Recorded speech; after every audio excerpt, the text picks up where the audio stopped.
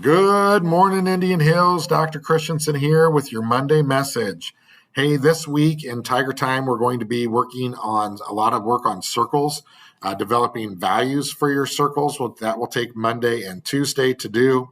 Our circle work is very important. It's the foundation of how we're going to talk about social emotional learning and other topics within our Tiger Times. So be tight with how the circles work. Students can start to become the facilitator or the keeper of the circle as we get going here. So that should be the goal. The teacher's just one other person in the circle, but the group really needs to take over and take over how the circle works. All right. On Wednesday, you're going to go to a website called Virtual Calming Room.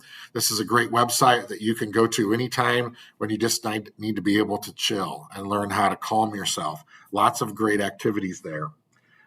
Thursday, you'll learn about how to email a teacher. So you should be making contact with teachers when you have a question or a concern, and you need to be able to know how to do it in a more formal way than how you communicate on other social media. And then Friday, we'll have a check-in circle. So Tiger Time is a separate entity, and then you go back to your Tiger Time for Encore.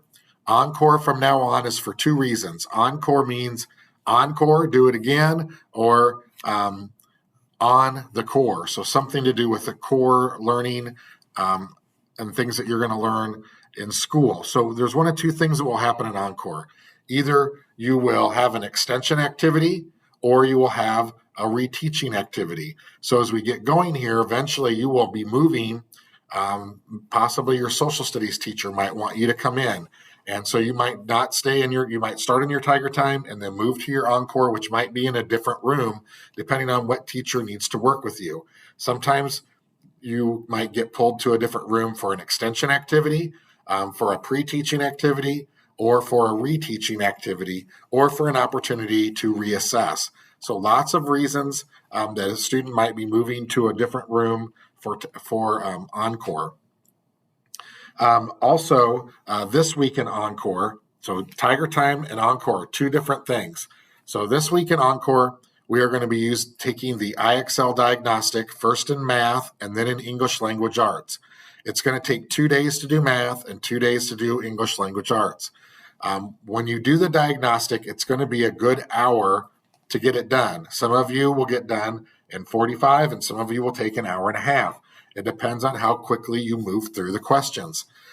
When you get done with the diagnostic, you will know if you go to look at your results and it is a single number.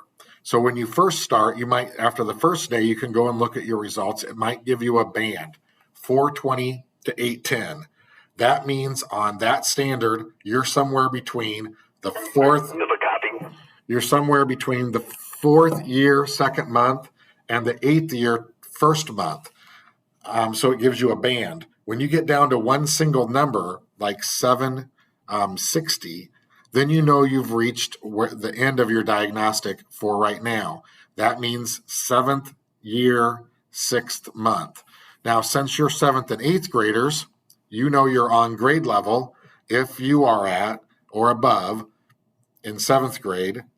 A 700 to like a 730 would be on grade level. 8th grade would be an 800 to an 830. If you're not at grade level, then those are the areas that the diagnostic will assign you to bring you up to grade level.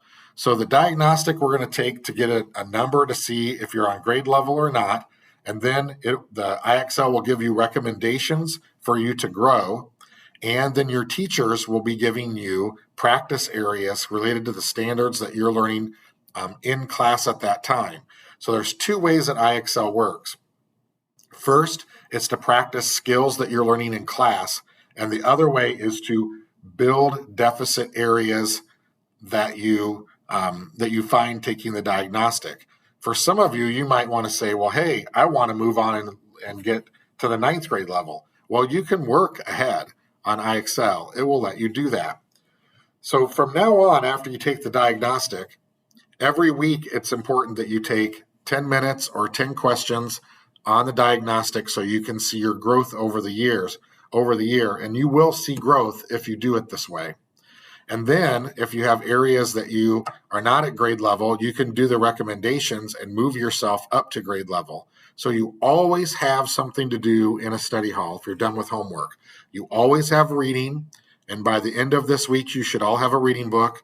And you should all have IXL that you can work on with recommendations or the diagnostic. All right. I will get on and show you kind of more detail with IXL at another time, but in general, want you to understand how we're going to be using it. Okay, that's it for me. Dr. C out. Go Tigers!